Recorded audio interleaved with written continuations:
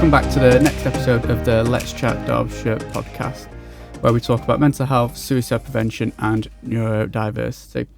I'm Luke and I work in Derbyshire's Public Health, Mental Health and Suicide Prevention team. We hope you're doing well today, and we are lucky enough to be joined by Meg from Derbyshire Autism Services, where we're going to be talking about lived experience and then also a bit around autism and how DAS can support people in Derbyshire. If you're not already, don't forget to follow us on Facebook, Twitter and Instagram, and do like, share and subscribe to the podcast. So, Meg, just before you introduce yourself, we like to just gauge how people are doing today. So, out of 10, how do you feel? I think it depends on what scale you're looking at. Energy level 2 today. Okay. Not doing too well for energy. But I'm feeling good. I've met you before. You're an awesome person. So, an 8 overall, maybe. That's good. Yeah. That's banging. Yeah, I think the same. Maybe we should start splitting it because, energy, not good today, but... overall happiness and stuff, definitely a 8 or a 9, I think. Absolutely. Yeah, it's good. So, Meg, I've already just said you work for Derbyshire Autism Services, but I'd love just to hear a bit more about yourself, if that's all right. Yeah, of course. I'm Meg Young. I am an autistic adult. I am originally from Manchester, just outside, if you want to be exact. I moved to Derbyshire about 3 years ago. Yep. It was primarily for my mental health, and it has done a world of good. I like being close to the peaks. Yeah. I was diagnosed with autism in my mid-20s after doing a psychology degree. Nice. I'd worked residential, in education, out in the community. I had no idea I was autistic, and a colleague at a prior job had said, Meg, go get some support with that. And I was diagnosed. I started working for DAS about a year ago.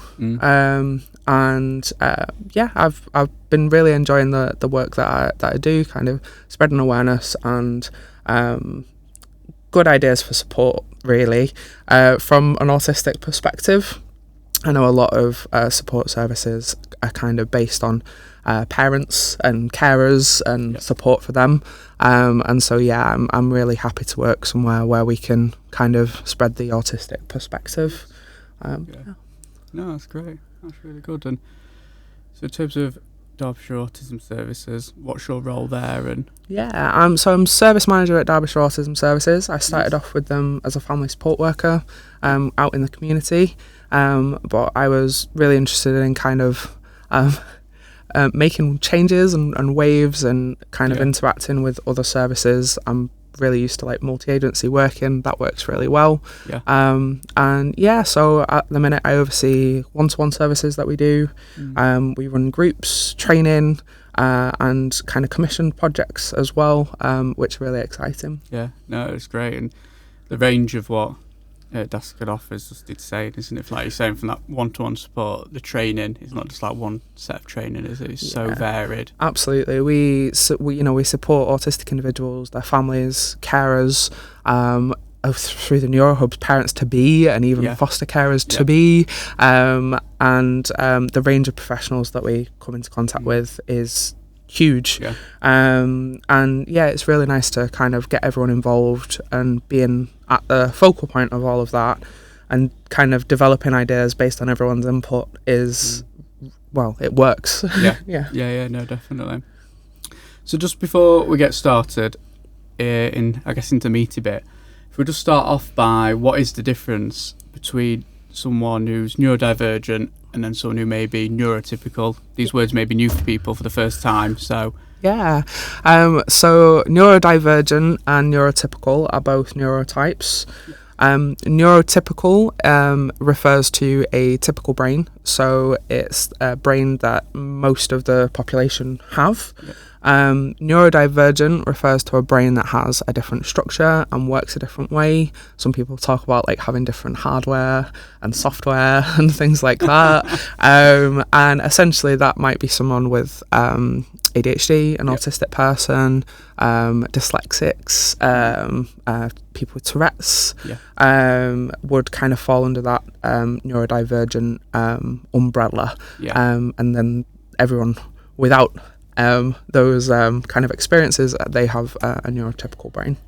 There's neurodiversity, which refers to the groups of people, and then the diversity within those groups. If you're talking about a population, let's say the population in Derbyshire, and we're talking about the neurodiversity, we're going to talk about the neurotypical people and the neurodivergent people and the different subgroups within neurodivergence. So neurodiversity, everyone is included in that. On the spectrum, autism spectrum, I guess it's hard to visualise on a podcast, isn't it? But it's not just a straight line, is it? It's not like people are either at one end or the other end. There's so many more elements to it. I think a lot of people, when they think about the autism spectrum, they see like a ruler with like less autistic on one side and more autistic on the other. And a lot of professionals see it that way as well. But at DAS and in kind of the wider autism community, we see it more of there's something called a spiky profile. And if you graph out kind of people's abilities and areas of support need on kind of a chart, you'd, with an autistic person, or most neurodivergent people, to be honest, you'd see massive areas of skill and you'd see areas of support need, and you'd see a big kind of zigzag line with big peaks and troughs. With neurotypical people, obviously they have areas of skill and areas of support that they need, but it's more centered around the average line on this chart for neurotypical people. So everyone has strengths and areas of support need, but for neurodivergent people, on autistic people, it tends to be these bigger areas of kind of skill and support need, which is great for support services, because we can work with those skills and support the bits that are needed. That's really interesting. In my mind then I just pictured like an ECG with like some really high peaks and low peaks. ECG, heart monitor. If you've seen one of those, you can picture what I'm talking about. That's great, thank you. With those peaks and troughs, there's going to be differences, isn't there? It's not going to be like just a constant throughout. There's going to be changes, isn't there? I guess day to day, hour to hour. 100%. So I am usually really good with kind of being verbal and my language. Stick me in front of a microphone, however, when I'm tired, and I might not be as great. My vocabulary might not be as easily accessed. And you know, if you were, God forbid, filming me, that skill would drop even more. So depending on the environment, how comfortable someone is, their energy level that day, it can cause either a boost to skills or a deficit. And so, you know, after a long day at work, I might get home and on an average day to day, I might be able to, you know, whip something up for tea on a weekend. After work, my skill level is just not the same. I'm more likely to hurt myself in the kitchen. I'm more likely to burn something, forget about something. And so, like most days of the week, I don't have that skill. And that changes for everything, and any skill as well. So it could be something as simple as speaking, that lots of us take for granted. Some autistic people are non-verbal and they don't speak. Others are situationally, it depends on the situation. So, you know, they might get to a train station, be really, really stressed and not be able to communicate.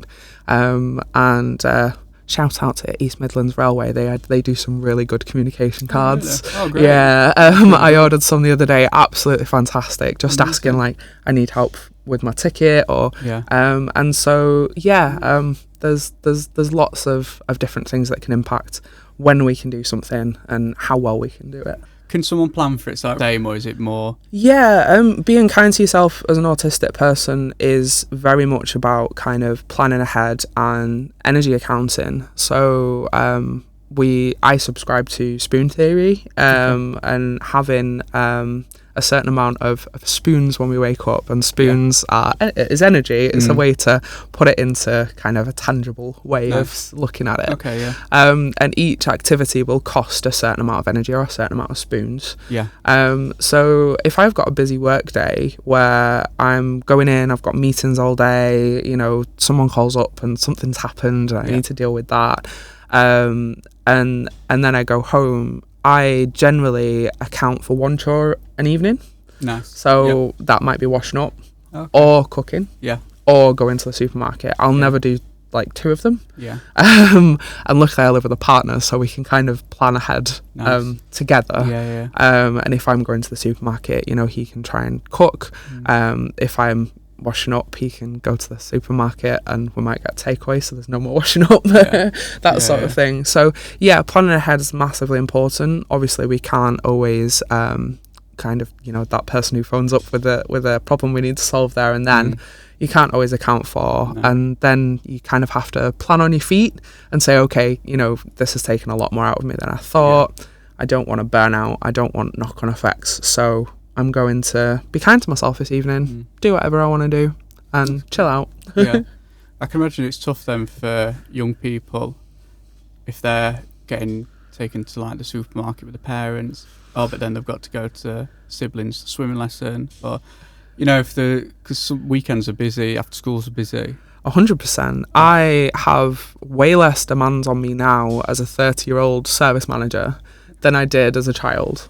So, you know, I have access to reasonable adjustments. I can advocate for myself. I can do flexible working, and all these types of things. Kids have to go to school. You know, they have to go to the supermarket with the parents. You know, they can't be left at home at 10 years old, you know.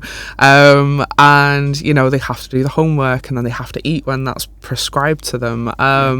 And that level of demand is huge on younger people. And then there's parents are very impacted by what society thinks. So if their, you know, teenage son is coming home playing on his video games, and you know, mums are very often like, he won't come out of his room, he's always on his games. And that's really good for that autistic mind, to just kind of have that relaxation. It is being demand avoidant, but that's how we can be kind to ourselves.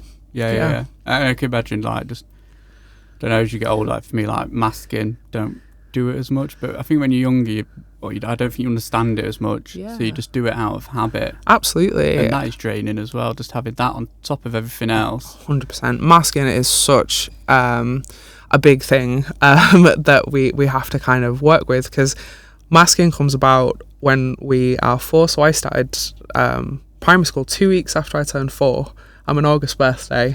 So and I was dropped into this kind of classroom and I wanted to sit a certain way. My sister affectionately refers to me as a floor goblin. I like sitting on the floor.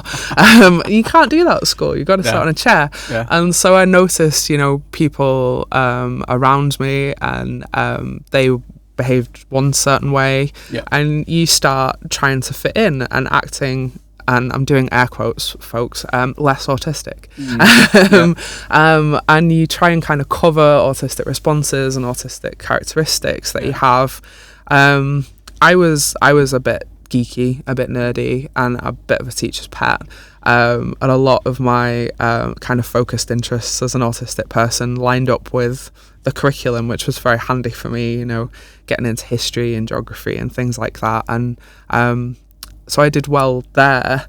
Whereas other kids with you know, they might have different focused interests that don't line up with what the demand is, and so they have to kind of sit on the hands all day and pretend and be someone that they're not, because they don't want to stick out, they don't want to be bullied, they don't want to seem different, and I think for most it starts as this conscious decision, but after a while it is habit, like you say, and it can be really, really difficult to stop. I think it is, isn't it? I don't know if you've seen it. Is it, I don't know, on Netflix is it, I don't know, one of those dating shows, where with neurodivergent people, and one of the guys on it looks at the team. And goes, I'm a smiling, right? This is how you're meant to smile when you're on camera, isn't it? Yeah.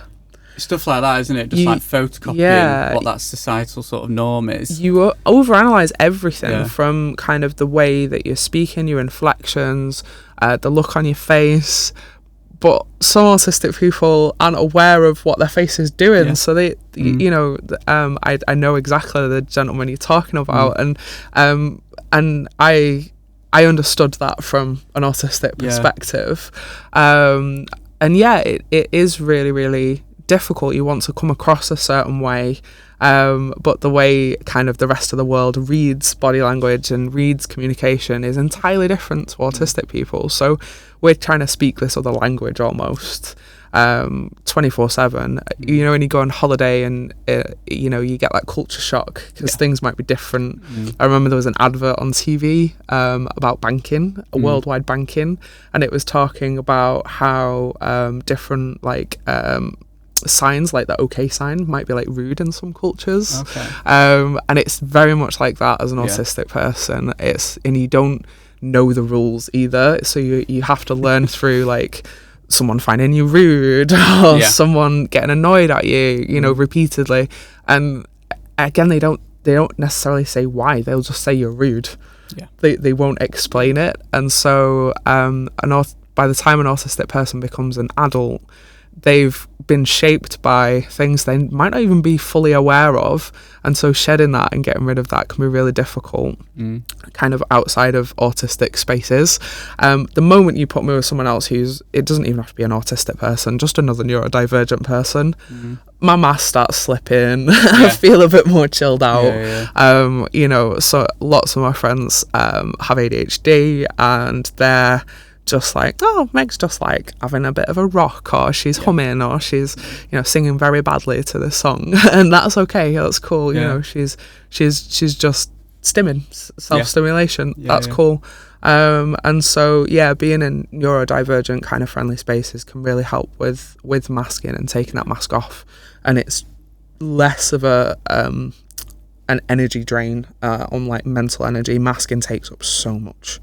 Yeah, I think learning about stuff like that can really help as well, but especially as a parent, if their child is an autistic person, then it's just learning those little, like you were just saying then, like just doing little things, which you might be like, what are they doing? But to them it's just fine. It's them getting through the day. It's them just being able to cope with what's happening around them. Absolutely. My mum used to refer to me as Velcro fingers when I was a kid, because I was constantly messing with things. And if I was bouncing my leg on the sofa and she was sat next to me, she's like, Meg, stop bouncing your leg. And don't get me wrong, me and my partner are both autistic, and to this day, if he's bouncing his leg, I'm like, stop it. And him too. So even as autistic people, we're not always great at helping, but autistic spaces where there's like a group that they can be really, really useful. No, it's really interesting. In terms of mental health, interesting because suicide is the leading cause of death in people with autism. Early death. I was just wondering if you wouldn't mind sharing maybe how your mental health's been, I guess, since knowing. And before, maybe. Absolutely. So being kind of undiagnosed through my childhood and kind of teenage years, a lot of people assume you're kind of in control of your behaviour and what you're doing, and that you're aware of doing things. And so kind of having these expectations, like I say, kids have got a lot of like demands placed on them, expectations. And so most of my I was diagnosed with anxiety and depression in my teen years, and in my early 20s, I was given medication for that. Nothing really worked for me in terms of like being medicated. I was sent to therapies and things like that. At university, for the first time, I was sent to see a CBT practitioner, and he sat down with me and he said, "This is what CBT is. You know, if you tell me you've not got any friends, I'll ask for proof of that. And I was like, well, I wouldn't tell you that because I do have friends. And I had a really honest conversation with him, and he was really, really good, because he was like, look, I don't think this is the right therapy for you. Yeah. And I know so many autistic people who don't have kind of that rapport with the therapist, might kind of go through sessions and sessions and wonder if it's them or anything like that. So I felt quite lucky.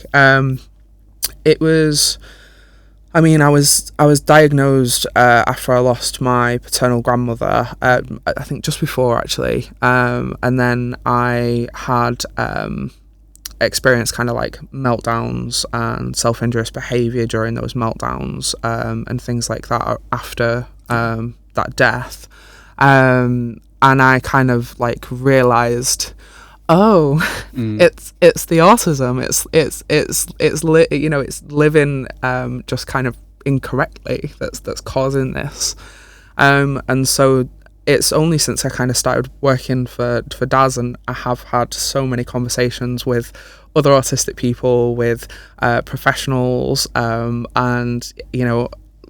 and parents and carers as well, that I kind of realised that the best way to support my own mental health is to learn to be kind to myself. Yeah. And the way I do that is a lot different to the way like a neurotypical person would. Yeah. And so often, you pass the 5 ways to well-being, and for an autistic person who's like nearing burnout, or it's hard to go outside and make other people happy and do all those things that would generally help well-being and does help well-being in neurotypical people. And the one of the best bits of advice I was given by my partner, who has also helped massively with my mental health, and just feeling good and my mental well-being, because he's lived knowing he's autistic since he was 6. I used to tell myself, if a job's worth doing, it's worth doing properly. And if I started cleaning the kitchen, I had to clean all of it. And if I was, I don't know, doing a bit of work, I had to like do it until it was done, and perfect, and all in one sitting. And he was like, no, Meg, if a job's worth doing, it's worth half doing. Please. How have you managed that? Maybe some of the people aren't too aware of, I guess. So with overstimulation, I struggle kind of recognising when that's starting. I tend to get quite irritable. And if I do catch myself like snapping, or some of my colleagues are like, "Are you all right?" And because I might have been a bit snappy, that's kind of my cue. But obviously, every autistic person has different kind of sensitivities around sensory input. So at my desk, for example, I have a pair of over-ear defenders. Our offices are on a kind of business complex, and there's sometimes there's lorries that are coming in, and there's building work being done. We've got young people in the offices doing different things, and so blocking out some noise can be good. I also it's usually again tied to energy massively. Yesterday I was given some training, and we watched a video about sensory overwhelm, and it's the first time I've watched it when I've been like a little bit like drained. And oh my gosh, it was like watching a completely different video to usual, even though I've seen it 20 times, and the things in the video were overstimulating me. Letting people know, look, I'm feeling a bit overstimulated, and I did that in the training yesterday, and the reaction was really good, because I was given autism training. Avoiding the sensory issue is the best thing to do when you're overwhelmed. So when I'm in the supermarket is probably when I get the most kind of overwhelmed. So you've got the bright lights, the noise of the fridges, you've got other people, you've got, the sound of the broken trolley that's someone's pushing around behind you, and you always end up syncing up with someone in the supermarket and like going on the same aisles with them, and that freaks me out a bit sometimes as well. And so if I'm in the supermarket and it's getting too much, it's usually after work as well. you know, I'll ask a supermarket member of staff to like look after my basket, look after my trolley. I'm proud with being autistic. I'll say, look, I'm autistic. Can you just put this basket somewhere safe? I need to go outside for 5 minutes, and I'll come back in. And it's a case of like going outside and self-regulating. Yeah. Self-regulation again looks different for different people. Yeah. So, you know, I might just need a dark, quiet space, like going back to my car or something like that. My partner quite often goes out with sunglasses and a cap on to like block out light. Okay. And that's a big thing for him. So it's about learning kind of what the triggers are for you on that given day, and then kind of advocating for yourself within the community. There's a really good advert, isn't there, of the child walking through the shopping centre? I think that's one of the National Autistic Society ones. I'll pop a link into it. I think it's a good representation of what it feels like for someone. Absolutely. The video that kind of set me off yesterday was Carly's Cafe. She's an American autistic adult, and she's non-verbal, and she's written a book with her dad, and nice. This video is kind of from an excerpt in the book, and that's a really good video as well. A link into it. That sounds great. And then I get the second part, which I guess is sort of linked to, is the fight, flight, freeze. So everyone has an adrenaline response, and everyone expects, you know, at some point in their life to experience a fight, flight, or freeze response, and it's a good thing, generally, evolutionary, you know. We used to come across predators and things like that, and adrenaline gave us energy to be able to deal with this threat. And so it's a bit of an evolutionary throwback, of course, in the UK. Living even in the middle of the countryside, we're not coming nose to nose with bears and wolves,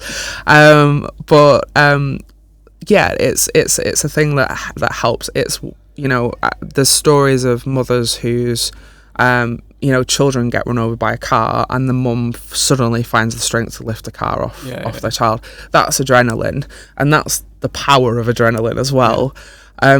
With autistic people, because the world is not designed for autistic people, we use not so much energy on all this processing of social things, of sensory things. We're really run down a lot of the time, and everyday things that occur every day can set off an adrenaline response.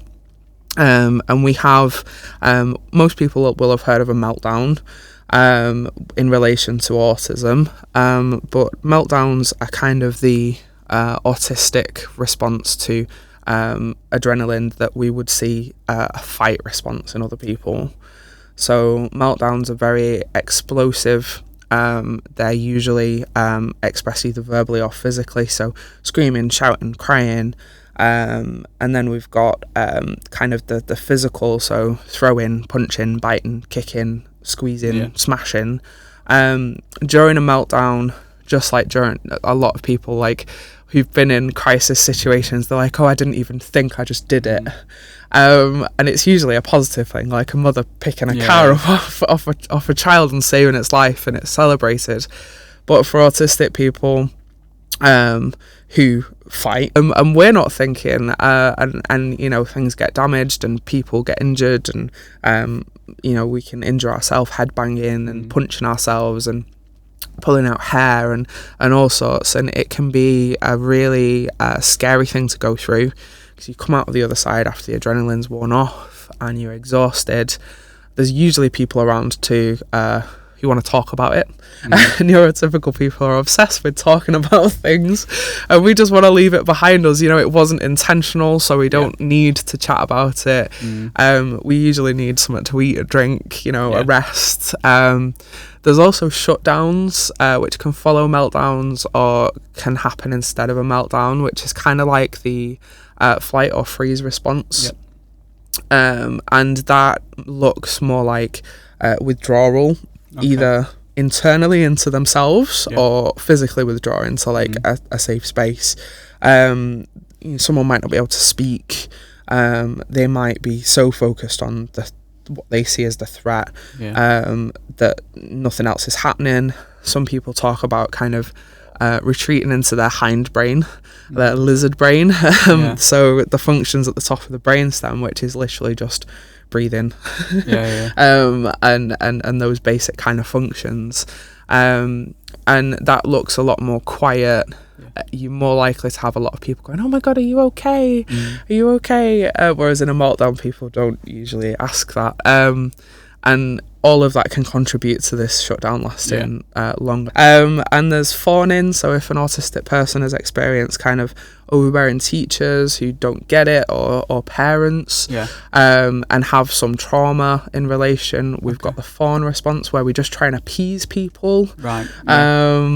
And then 2 social responses, which I was looking into in relation to kind of like psychological demand avoidance, pathological demand avoidance, and other things are fun as a response. So acting the class clown in a social situation, which I think a lot of people can see as being an adrenaline response, and also fibbing, lying. And I was such a liar as a kid. Like I thought I was in trouble, adrenaline spike, oh my God, I need to lie about everything. And so they're the kind of, and a lot of people don't think autistic people can lie. I don't know where that came from,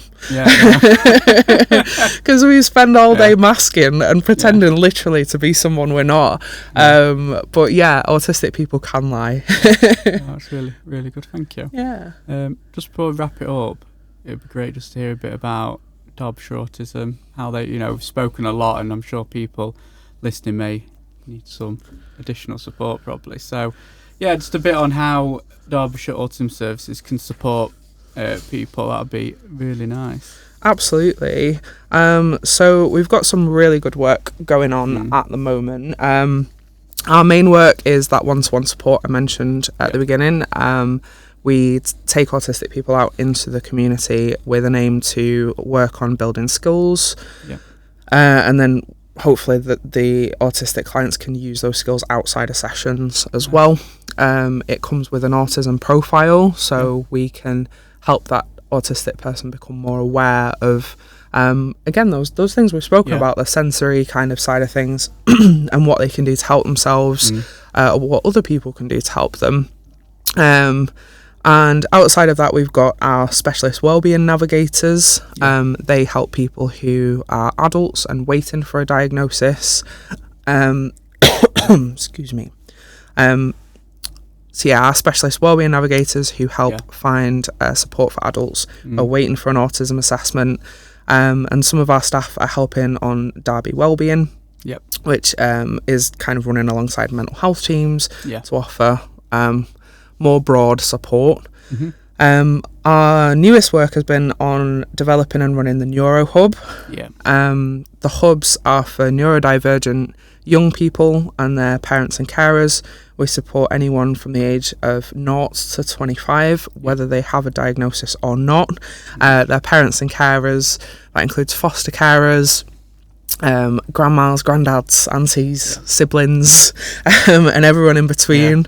Our coordinators and advisors at the hubs can sit with families who need support and offer information, advice, signposting, as well as helping to build toolkits, find strategies that work for that family and that young person, so autistic and neurodivergent people can learn to thrive. And we offer training that we mentioned for parents through the Neuro Hubs. We offer training through the Living Well with Autism scheme for professionals and therapists. It's great, a full bag of mashings. And we're currently developing with Derbyshire Autism some training on suicide prevention as well, obviously, as we mentioned, around the high stats around suicide and neurodivergent people. The Neuro Hubs are great because they're for anyone, pre, post, family, diagnosis, whether it's autism, ADHD, dyslexia, they're free and they can offer support for just kind of like general life. Most of our advisors and coordinators either have lived experience because they are neurodivergent or that they're parents of neurodivergent children. And so, yeah, it's really nice just to be listened to and understood sometimes as well. Yeah, definitely. Yeah, the hubs, there's one in Buxton, one in Chesterfield, one in Ripley, and one in Derby City. So you can just go to your nearest one. We'll pop some information in the description about them, where you can find them and the times and stuff. But any final words of wisdom? You've given us plenty, to be fair. I have generally learned so much. Oh, I'm really glad. No, I'm just happy for, thanks for inviting me. It's really nice to kind of get the word out beyond the reach we already have. Yeah. And if anyone does need any information or advice or someone to listen to them, contact us, and we're happy to talk, and we can provide more information on everything I've spoken about as well. No, that's great, and conversation's definitely not over. It's definitely not just going to be a one episode thing. I feel there's so much to discuss, we've grazed the surface. Yeah. We've a little teaser. No, it's been great speaking to you, and we'll definitely speak more in future episodes about it. Like I said at the start, if you're not already, do follow us on socials at DCCMHSP, and if you wouldn't mind just liking and commenting on this episode, please, so it will reach other people in Derbyshire easier, so they don't miss out on this great information. You've been listening to the Let's Chat Derbyshire podcast. Episodes are live every first and third Tuesday of the month. Thank you.